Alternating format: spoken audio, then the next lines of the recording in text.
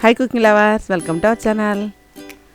ఈ వీడియోలో ఒక హెల్తీ దోశ రెసిపీ అయితే చేయబోతున్నానండి. మనం చాలా రకాలుగా టిఫిన్ చేసుకుంటూ ఉంటాం కదా, దోశలు చాలా రకాలు వేస్తూ ఉంటాము. ఈరోజు నేను చేసే ఓట్స్తో దోశ చేస్తున్నాను. ఇదైతే టేస్ట్ బాగుంటుంది, అలాగే మన ఆరోగ్యానికి కూడా ఎంతో మంచిది. దీంట్లోకి అయితే నేను వేరుశనగల చట్నీ చేయబోతున్నాను. చాలా ఈజీగా చేసేసుకోవచ్చు ఈ చట్నీ దోశ కూడా.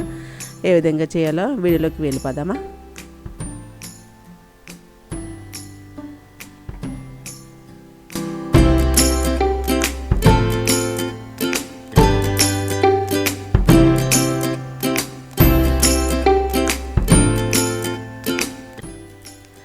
ఓట్స్ దోశ తీయడానికి మినపగుళ్ళు తీసుకుంటున్నాను నేను.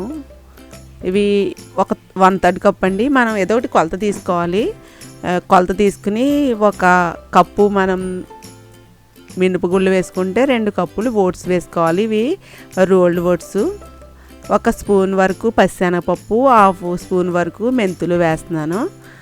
ఇవన్నీ ఒక స్టీల్ గిన్నెలో వేసిన తర్వాత శుభ్రంగా 2 సార్లు కడిగి వాటర్ అంతా తీసేసుకోవాలి.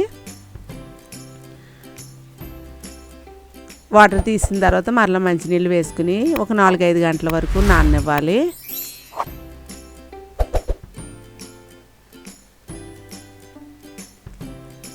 ఇందులో మీరు ఇడ్లీ రైస్ ఉంటే ఇడ్లీ రైస్ వేసుకోవచ్చండి, లేదు అంటే కనుక రేషన్ రైస్ అన్నా వేసుకోవచ్చు. నేను 2 కప్పుల వరకు కూడా రేషన్ రైస్ వేస్తున్నాను. ఏదైనా కొలత పెట్టుకుని 1 కప్పు మినపగుళ్ళు వేసుకుంటే 2 కప్పులు రేషన్ రైసు, 2 కప్పులు రోల్డ్ ఓట్స్ వేసాను. ఈ రైస్ వేసిన తర్వాత కూడా శుభ్రంగా కడిగి వాటర్ వేసి నేను ఒక 4-5 గంటల వరకు నాననిచ్చానండి. నానిన తర్వాత ఈ విధంగా ఉన్నాయి. ఇవి నేను మిక్సీ జార్లో వేసి రుబ్బుతున్నాను. నేను కొంచెం తక్కువగానే నేను నానబెట్టాను కాబట్టి ఒక్కసారి రుబ్బేస్తున్నానండి. పెద్ద జార్ తీసుకుని అందులో ముందు కొద్దిగా నలిగిన తర్వాత వాటర్ యాడ్ చేసి బాగా మెత్తగా అయితే మిక్సీ పట్టుకున్నాను. దోశల పిండి ఈ విధంగా ఉండాలి. ఇది ఒక బౌల్లోకి వేసేసుకుని ఇందులో వాటర్ అది ముందే కలపకూడదండి. ఈ విధంగా మనం నైట్ అంతా కూడా బయట పెట్టేయాలి. బయట పెట్టేస్తే కొంచెం పులుస్తుంది, పిండి కూడా కొంచెం ఊరుతుంది, దోశలు బాగా వస్తాయి. నైట్ అంతా ఉంచిన తర్వాత నేను మార్నింగ్ అయితే చూపిస్తున్నాను చూడండి. ఈ పిండి పై వరకు పొంగింది కదా, ఇందులోకి సరిపడా సాల్ట్ అయితే వేసేస్తున్నాను. టీ స్పూన్ కంటే కొంచెం తక్కువగా వేస్తున్నాను. సాల్ట్ని అయితే వేసుకుని ఒకసారి కలుపుకుని పిండి దోశలు వేసుకుంటాకి కరెక్ట్గా సరిపోద్దు లేదో చూసుకుని గట్టిగా ఉంటే కొంచెం వాటర్ యాడ్ చేసుకోండి. దీంట్లోకి నేను వేరుశనగలు చట్నీ చేస్తున్నాను. 1 కప్పు వేరుశనగలు, టమాటా ముక్కలు, పచ్చిమిర్చి కూడా. చట్నీ అయితే ఈజీగానే చేసేసుకోవచ్చు. నాన్ స్టిక్ పాన్లో ముందు గుళ్ళనైతే లో ఫ్లేమ్లో నిదానంగా ఫ్రై చేసుకోవాలి. గుళ్ళు వేసిన తర్వాత ఒక 2 నిమిషాల తర్వాత పచ్చిమిర్చి ఒక 8 వరకు తీసుకున్నాను. ఇవి కట్ చేసేసి ఇందులోనే వేసేస్తున్నాను. ఈ పచ్చిమిర్చి కూడా వేసిన తర్వాత లో ఫ్లేమ్లో గుళ్ళని అయితే వేయించుకోవాలండి. హైలో వేయించుకోకూడదు. గుళ్ళు ఎప్పుడు వేపినా లో ఫ్లేమ్లోనే వేయించుకోవాలి. ఈ విధంగా వేయించుకున్న తర్వాత ఒక ప్లేట్లోకి తీసేసుకుంటున్నాను.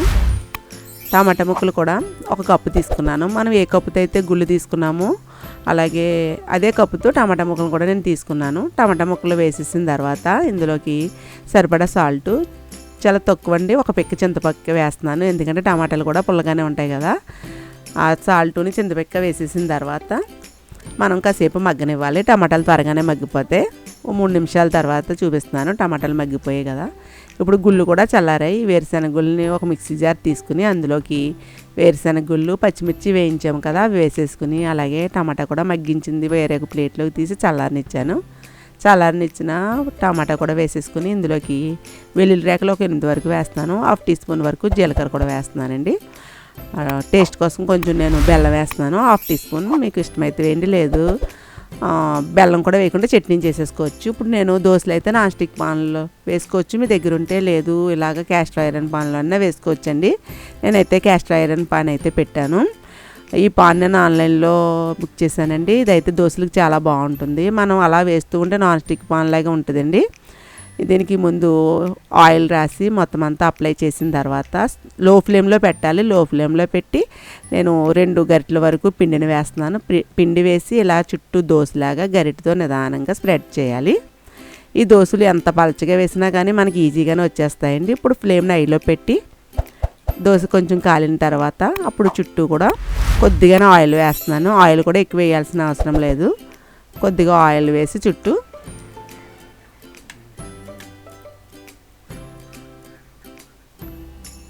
దోశని కాలనివ్వాలి. ఈ లోపల చట్నీ చూపిస్తున్నాను చూడండి. నేను మిక్సీ జార్లో ముందు పొడిలా చేసి తర్వాత వాటర్ యాడ్ చేసి చట్నీ చేశాను. దీనికైతే నేను ఎటువంటి పోపు పెట్టడం లేదు, సింపుల్గా ఇలాగ వేరుశనగులతో చట్నీ చేసేసుకోవచ్చు. ఈ దోశలోకి అయితే చట్నీ చాలా బాగుంటుంది. ఇది ఒక బౌల్లోకి తీసుకుని వాటర్ కలిపి మనం దోశలోకి ఏ విధంగా ఉంటే బాగుంటుందో వాటర్ని కలుపుకుని పక్కన పెట్టుకోవాలి. మీకు ఇష్టమైతే పోపు పెట్టుకోవచ్చు, నేనైతే పోపు అది ఏం పెట్టలేదండి. వేరుశనగులు టమాటా ఎప్పుడు చేసినా నేను ఇలా సింపుల్గా చేసేస్తూ ఉంటాను. ఇప్పుడు దోశ చూడండి కాలింది కదా, బాగా కాలనిచ్చి రెండో వైపు మనం ఏం కాలనవక్కర్లేదు, తీసేసుకోవచ్చు. లేదు అంటే కనుక రెండో వైపు కూడా ఒక్కసారి తిప్పి ఒక 30 సెకండ్స్ ఉంచిన తర్వాత దోశని తీసుకోవచ్చు. నేను ఇదైతే వన్ సైడే కాలనిచ్చాను. ఈ దోశని అయితే తీసేస్తున్నాను. చూస్తుంటేనే తెలుస్తుంది కదండి, చాలా ఈజీగా వచ్చేస్తుంది ఈ దోశ. ఎంత పలచగా వచ్చిందో చూసారు కదా. ఓట్స్తో వేసినా కానీ టేస్ట్ అయితే చాలా బాగుంటుంది. అలాగే మిగిలిన పిండిని కూడా మనం దోశ వేసినప్పుడల్లా కూడా మనం లో ఫ్లేమ్లో పెట్టాలి. లో ఫ్లేమ్లో మంటను పెట్టి అప్పుడు మనం దోశని అయితే పిండిని ఒక 2-3 గంటల వరకు వేసుకుని ఇలా మెల్లగా దోశని పాన్ అంతా స్ప్రెడ్ చేసుకోవచ్చు. ఇది పెద్ద పాన్ కాబట్టి పెద్దగా కూడా వేసుకోవచ్చు అండి దోశలు. కొంచెం కాలిన తర్వాత చుట్టూ ఆయిల్ వేసుకుని బాగా కాలిన తర్వాత మనం తీసేసుకోవచ్చు. లేదు అంటే రెండో వైపు కూడా తిప్పి ఒక 30 సెకండ్స్ ఉంచవచ్చు.